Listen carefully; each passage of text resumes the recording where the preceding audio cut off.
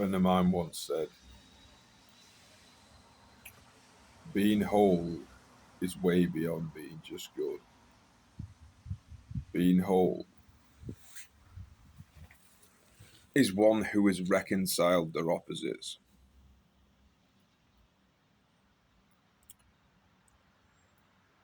And my friend said, the funny thing about those people is a lot of people can't tell whether they're saints or devils. But this comes to the same thing here. It's relative. So when we're talking about deities that are given power at certain points,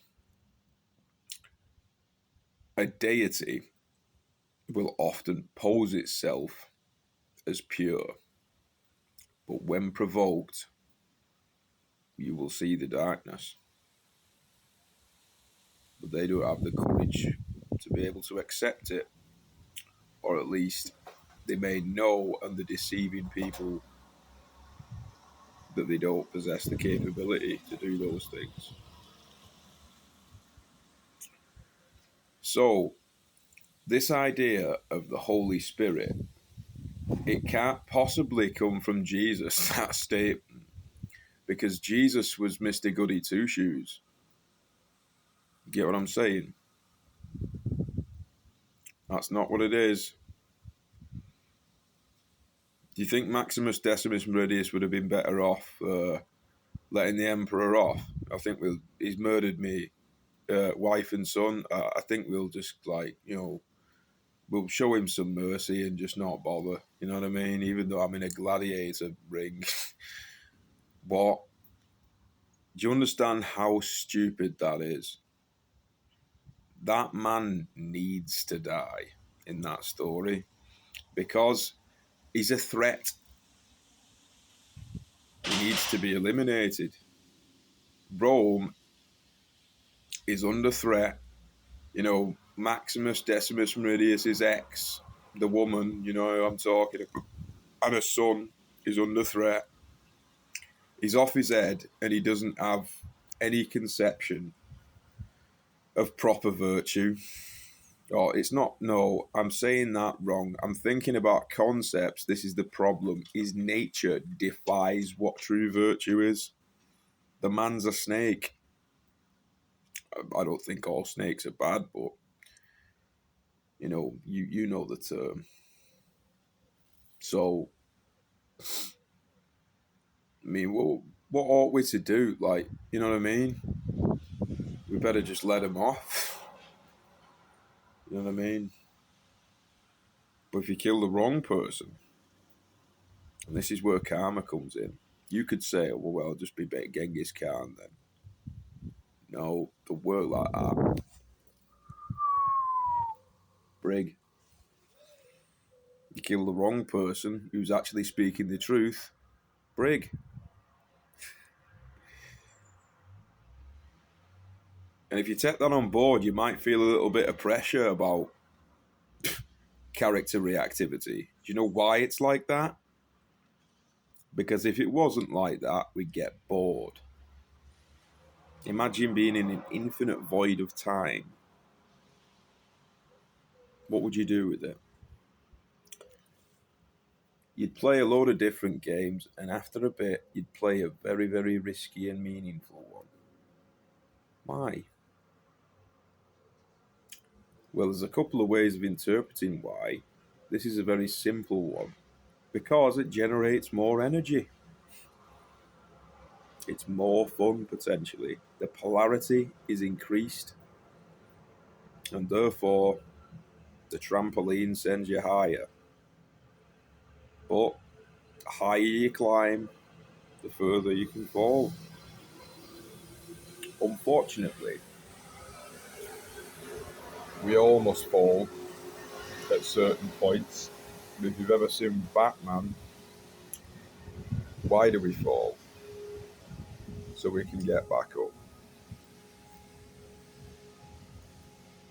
And I'll finish this with a final point here.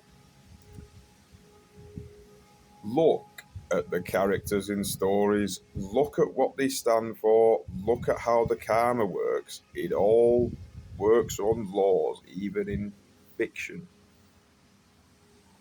I think you better check your facts there, fiction.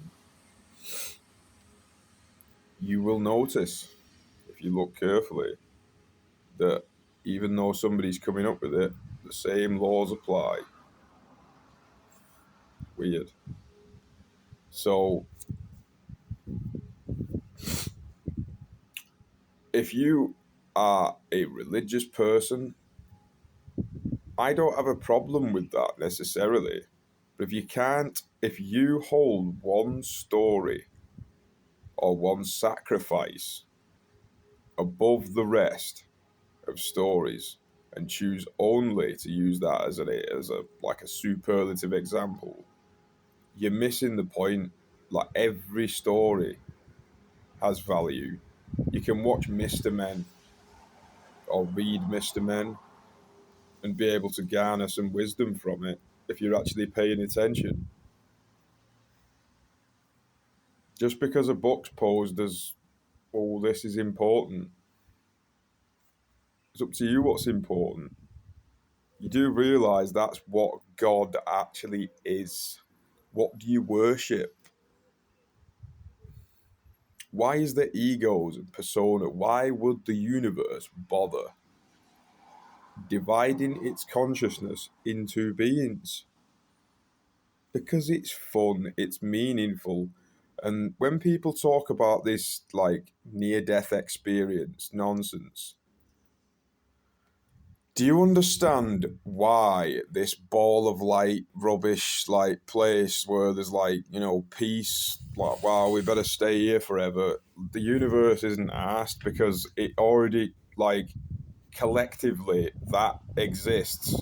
But the point is the story, rolling with the punches, feeling the contrast, making the mistakes, growing, overcoming, learning, flying, burning, spinning, turning, sometimes going straight and sometimes curly. I don't want to get into fucking poetry here, but you get the point, right? We're here because this is what you want. But what does that mean in terms of what they call subconscious, which I think sub is a very, very foolish way of describing what the subconscious actually is. You want what you earn, right? That's the law of the game. You're not going to get it if you don't deserve it. And you might say, well, why is there these people that are born into wealth? Why is somebody like got this business or something? Like, well, what is wealth? It's character. Just because somebody's got a load of stuff doesn't mean they're wealthy. You need to sort your head out if that's what you think. Seriously. I mean, who would you rather be, right? Would you rather be the Emperor at a gladiator or Wallace at a Wallace and Gromit? Seriously, who's richer? Think about it.